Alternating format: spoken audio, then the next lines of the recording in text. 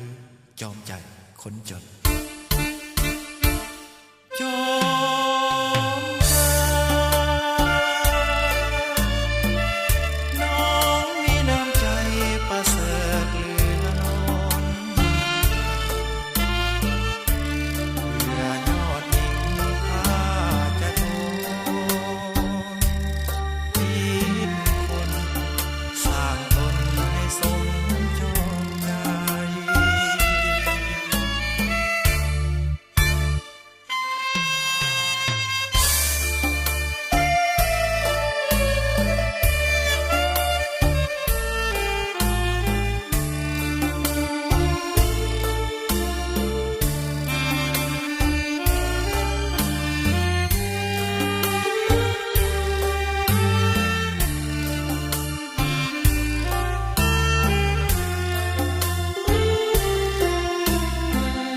น้องคือน้ำพิษแห่งดวงใจ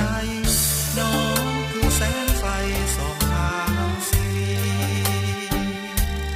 สมคำที่เป็นกุลสตรี